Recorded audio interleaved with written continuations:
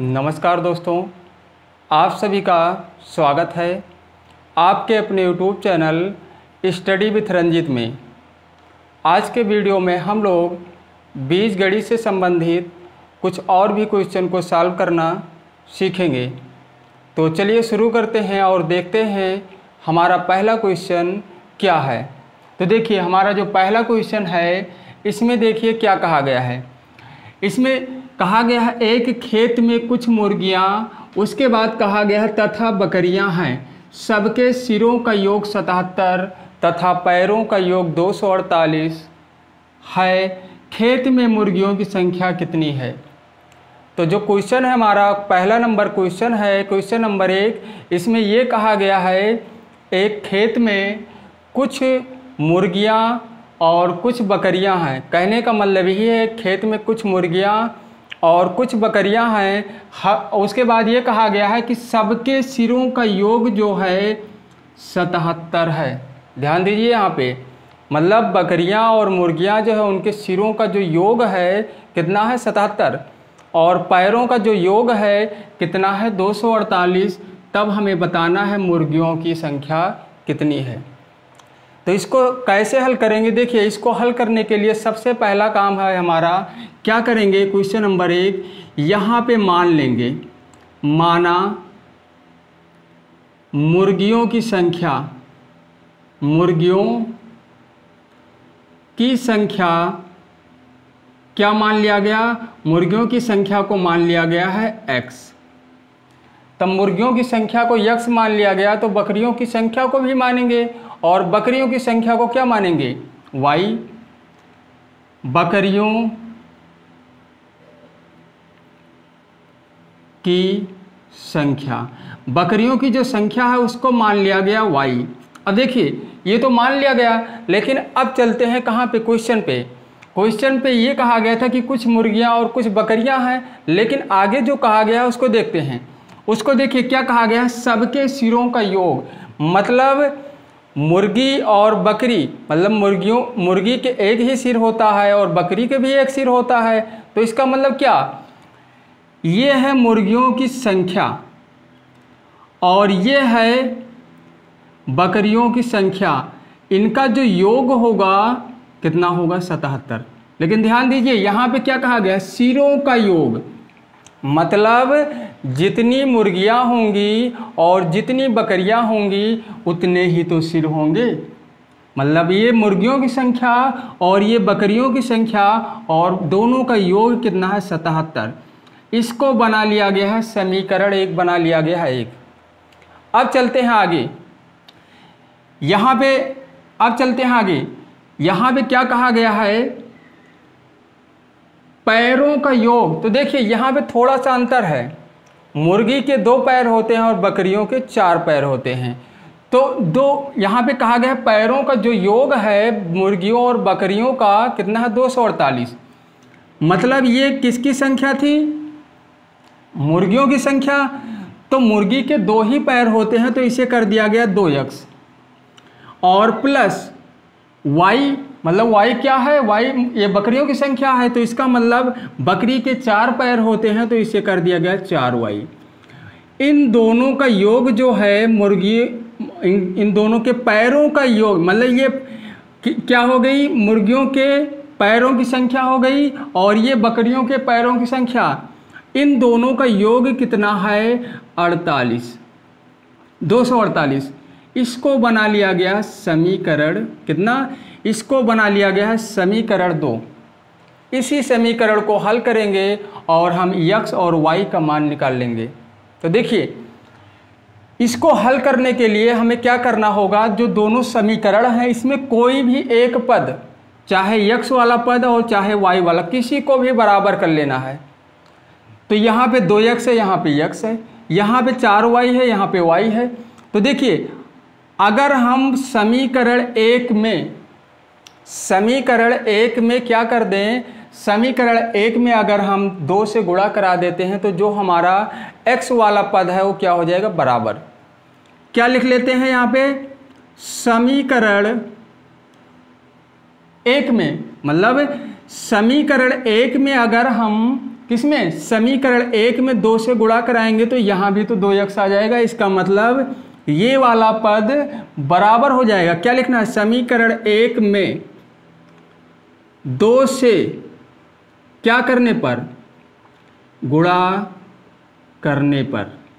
ये इसलिए लिखा जा रहा है ताकि समझ में आ जाए कि ये कहाँ से आया था। बाकी ये लिखने की ज़रूरत नहीं है, केवल हमें किसकी ज़रूरत है, केवल हमें आंसर की ज़रूरत है। तो आंसर हम कैसे ला सकते हैं, तो आंसर हम अगर ये समझ लेंगे कि ये कहाँ से आया था, जैसे यहाँ 2 से गुणा किया गया तो इसे लिख दिया गया है। देखिए इसमें 2 से गुणा किया गया तो 2x हो गया, लेकिन y में भी होगा तो ये 2y हो गया, 77 में भी होगा तो 154 हो जाएगा। ये एक नया समीकरण हमारा बन गया, समीकरण 3।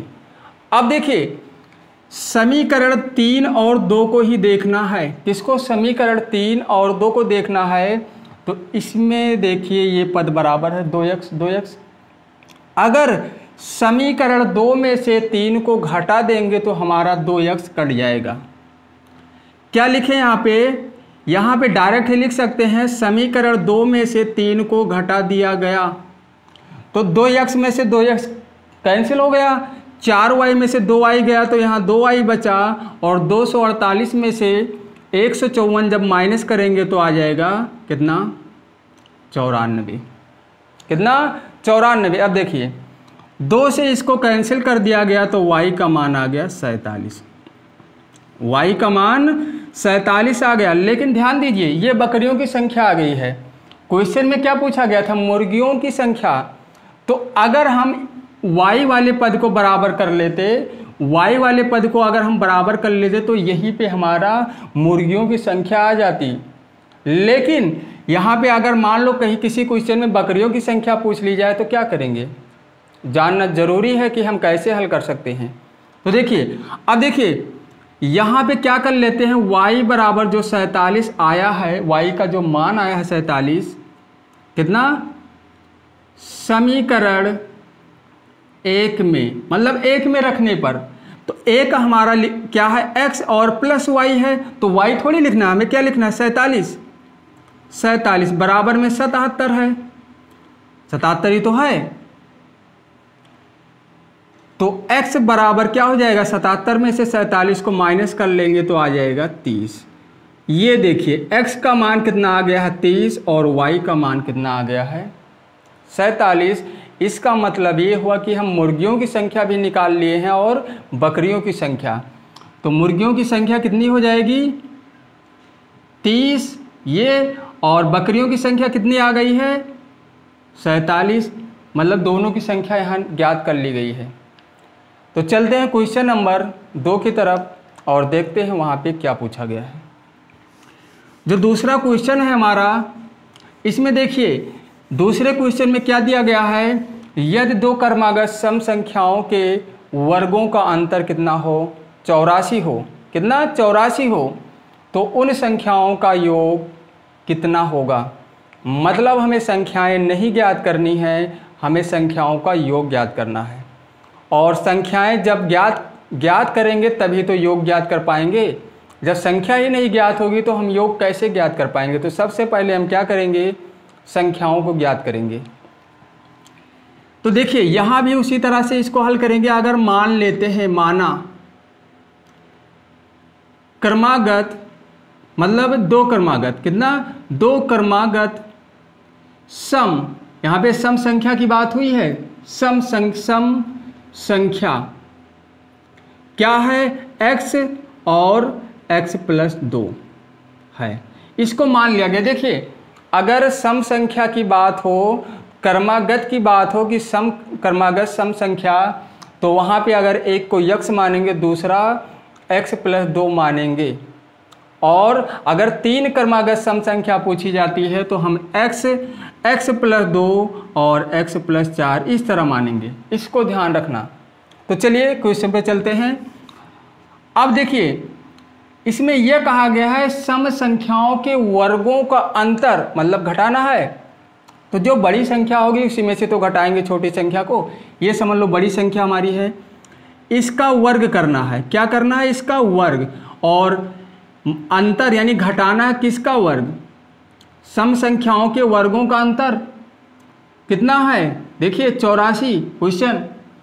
अब इसी को हल कर लेना है। ये देखिए ये इतना हमारा क्या बन रहा है, ए प्लस बी का होल स्क्वायर। क्या बन रहा है, ए प्लस बी का होल स्क्वायर, मतलब एक्स स्क्वायर हो जाएगा, उसके बाद बी स्क्वायर करेंगे मतलब 4 आ जाएगा। यहाँ पे 2ab करेंगे, 2ab का मतलब 2 गुणे एक्स गुणे 2, तो ये 4x कितना आ जाएगा, यहाँ पे 4x माइनस क्या बचा, एक्स स्क्वायर बराबर में क्या लिखना है 84, एक्स स्क्वायर माइनस में और ये प्लस में कैंसिल हो गया, तो 4x, इस 4 को उधर लेकर जाएंगे, पक्षांतर करेंगे तो 84 में से 4 माइनस हो जाएगा, 80 बचेगा और 4 से 80 को कैंसिल किया गया तो x का मान कितना आ गया 20। x का मान कितना आ गया 20। तो एक संख्या ये कितनी हो गई 20, ये 20 आ गई, मतलब एक क्रमागत सम संख्या 20। तो दूसरा क्या हो जाएगा 20 प्लस 2, मतलब ये कितना हो जाएगा 22। मतलब एक संख्या 20 है और दूसरी संख्या 22 है। इसको यहाँ पे समझ लेना, एक संख्या 20 आ जाएगी तो दूसरी 22 होगी, क्योंकि दूसरी क्रमागत संख्या को माना गया था x प्लस 2 और हमें बताना था योग। ध्यान दीजिए, हमें योग बताना था, वही निकाल रहे हैं यहाँ पे। 20 और प्लस 22 ये हो जाएगा कितना, 20 और 22 को जोड़ेंगे तो ये हो जाएगा 42 और यही होगा हमारा आंसर। और चलते हैं क्वेश्चन नंबर 3 की तरफ। जो तीसरा क्वेश्चन है हमारा, देखिए इसमें क्या कहा गया है। क्वेश्चन नंबर 3, संख्या n को 2 गुना करके उसमें y को जोड़ा जाता है, इस परिणाम को 2 से भाग करके फिर उसमें से संख्या n को घटाया जाता है, तब हमें बताना क्या है, हमें बताना है अंतिम परिणाम क्या होगा। देखिए बहुत ही कम समय में तुरंत ही इसको हल कर सकते हैं। कैसे हल कर सकते हैं, देखिए एक संख्या है n और उस संख्या का 2 गुना। देखिए क्वेश्चन नंबर 3, n है, इसका 2 गुना कर दिया गया, यहाँ तक हुआ, करके उसमें y को जोड़ा गया, इसमें y को जोड़ा गया, कहाँ तक हो गया, यहाँ तक। इस परिणाम को 2 से, मतलब जो ये मान आया है इसको 2 से भाग किया गया। किससे भाग किया गया, इसको 2 से भाग किया गया और उसके बाद कहा गया है भाग करके फिर उसमें से संख्या n को घटाया गया। इसी को हल करके हमें बताना है कि इसका परिणाम क्या होगा। तो देखिए इसी को बटे 1 कर लेंगे और इसी को हल कर लेंगे। एलसीएम अगर लेंगे तो 2 आएगा, यहाँ पे 2n प्लस y हो जाएगा और यहाँ 2 का गुणा हो जाएगा माइनस 2n। 2n प्लस में है और 2n माइनस में कैंसिल हो गया, तो हमारा क्या बचा, क्या बचा यहाँ पे, केवल बचा y और बटे में 2, और यही होगा तीसरे क्वेश्चन का आंसर। तो चलते हैं क्वेश्चन नंबर 4 की तरफ और देखते हैं वहाँ पे क्या पूछा गया है। जो चौथा क्वेश्चन है हमारा,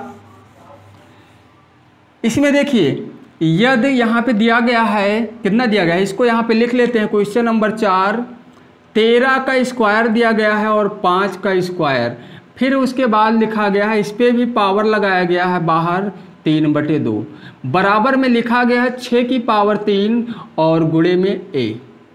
हमें इसमें देखो ये इतना तो दिया गया था, ये इतना दिया गया है, ठीक है, और उसके बाद आगे कहा गया है a का मान। और इस क्वेश्चन में कुछ नहीं करना है, हमें क्या बताना है, केवल हमें a का मान बताना है। तो देखिए a का मान बताना है तो क्या करेंगे, 13 का स्क्वायर, तो 13 का स्क्वायर मतलब 13 की घात 2 है, तो यहाँ पे आ जाएगा 169।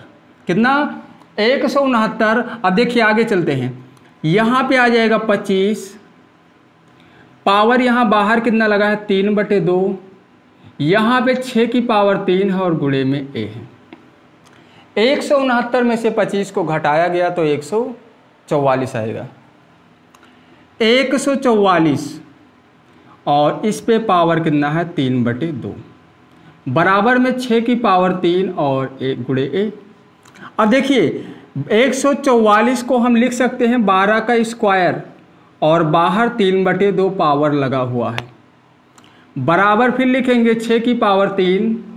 केवल इसको समझने के लिए थोड़ा सा इसको बड़ा किया जा रहा है, कुछ ज़्यादा इसको विस्तार से किया जा रहा है, और गुणे में a।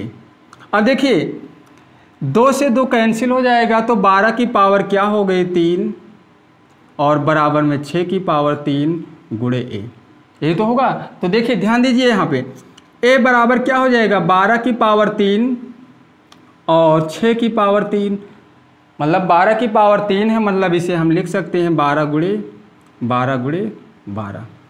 6 की पावर 3 को लिख सकते हैं, मतलब 6 को इधर लाए तो बटे में हो गया, भाग हो गया, 6 गुणे 6 और गुणे 6। 6 से इसको कैंसिल किया गया 2, इसको कैंसिल किया गया यहाँ 2, इसको कैंसिल किया गया यहाँ 2।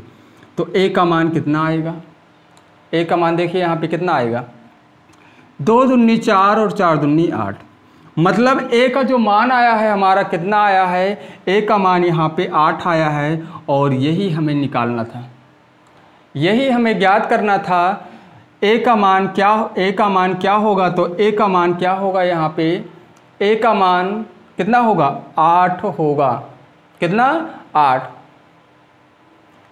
तो आज के इस वीडियो में बस इतना ही, और फिर मिलते हैं अगले वीडियो में।